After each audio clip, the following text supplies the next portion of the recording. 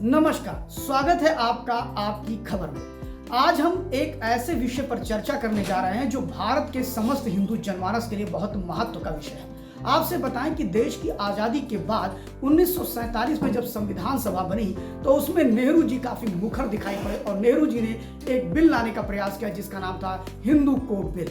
जी हाँ, ये Hindu code bill 1950 में भारत की संसद में लाया गया था पारित होने के लिए। लेकिन आपको बता दें कि उस समय के तत्कालिक राष्ट्रपति यानी प्रथम राष्ट्रपति डॉक्टर राजेंद्र प्रसाद भी इसके समर्थन में नहीं थे। आपको बताएं, जब ये हिंदू कोड बिल लाया गया तो भारत की लगभग 95% हिंदू जनता इसका विरोध कर रही थी। कांग्रेस पार्टी के कार्यकर्ता के अलावा कोई भी इस बिल को नहीं चाहता था।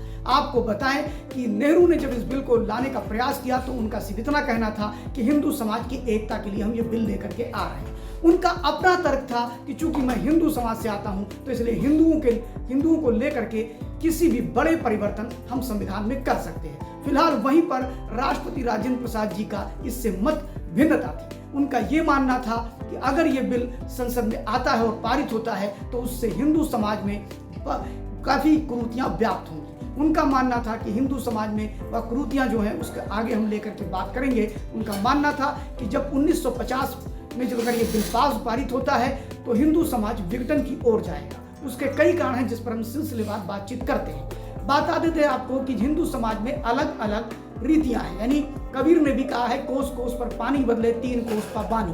तो ये हिंदू समाज हर 10, 20, 25, 50 किलोमीटर के बाद उनकी रीत रिवाज धर्म उनके पद्धति सारी अलग हो जाती है। इसको लेकर के नेहरू जी का ये कहना था कि इसमें हिंदू समाज में एक रूपता नहीं आती है और हिंदू समाज में इस एक रूपता को लाने के लिए हिंदू कोड बिल में कुल 4 प्रावधानों को लेकर के बड़ी तगड़ी बहस संविधान सभा में हुई, जिसमें एक बार तो डॉक्टर अंबेडकर भी काफी नाराज हो गए और उन्होंने कहा कि हम इस संसद की इस बहस में या संविधान सभा की इस बहस में भाग नहीं लेंगे। और आपको बताएं कि इस बिल को लेकर के डॉक्टर राजेंद्र प्रसाद और नेहरू जी में काफी तीखे नोकझोंक भी हुए। स्थिति यहां तक पनप गई कि इसको लेकर के सुप्रीम कोर्ट और हाई कोर्ट तक भी मामला चला और हिंदू कोड बिल 1950 में नहीं पा पाया।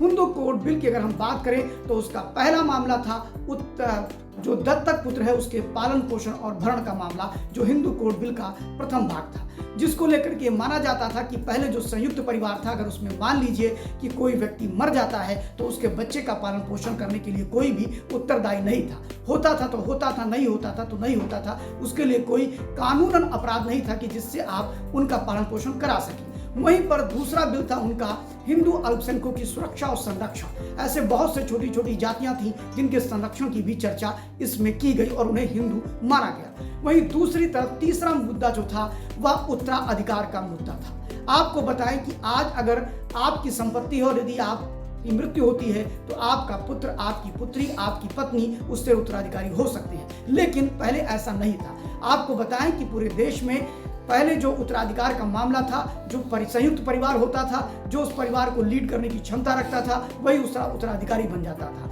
यानी जो सबल होता था, प्रभावशाली होता था वो बनता था और उसमें जिसकी वो संपत्ति थी या जिसने वो अर्जित किया है उसके परिवार के भरण पोषण की कोई जिम्मेदारी नहीं होती थी। यानी एक तरह से आप ये कह सकते हैं कि विधवा बहू, महिला और स्थिति अगर बात करते हैं तो जो उत्तराधिकार में उसकी पत्नी, इनके अधिकार ना के बराबर थे। इन अधिकारों को लेकर के हिंदू कोड बिल में उत्तराधिकार का प्रावधान किया गया। दत्तक पुत्र के भी उत्तराधिकार की प्रोविजन हिंदू कोड बिल में लाया गया। चौथा था विवाह अधिनियम। ये विवाह अधिनियम भी बड़ा रोचक रहा। इस विवाह अधिनियम के अंतर्गत उन्होंने सीधे कह दिया कि बहु विवाह को हम प्रतिबंधित करते हैं और इसके अलावा अगर हम बात करें तो उन्होंने कहा कि तलाक जैसे प्रावधान भी हिंदू कोड बिल में लाए गए, जिसको लेकर के हिंदू जनमानस में भारी आक्रोश था। स्थिति ये थी कि जब लोगों ने सदन के अंदर नेहरू जी से प्रश्न किया कि 95% हिंदू जनता इस बिल के पक्ष में नहीं है, पूरे देश में प्रदर्शन हो रहे हैं, उन्होंने कहा उससे कोई मतलब नहीं है, हम ये बिल लेकर के आए हैं और पारित करेंगे। यह संदेश उन लोगों के लिए भी है जो विवाह अधिनियम को जो ये कहते रहते हैं कि कृषि बिल को लेकर के क्या किसानों से पूछा गया। ये उन लोगों के लिए भी ये काफ़ी माकूल जवाब है कि नेहरू जी ने किसी से बिना पूछे हिंदू समाज की 95% जनता से बिना पूछे ही इस बिल को लागू करा दिया।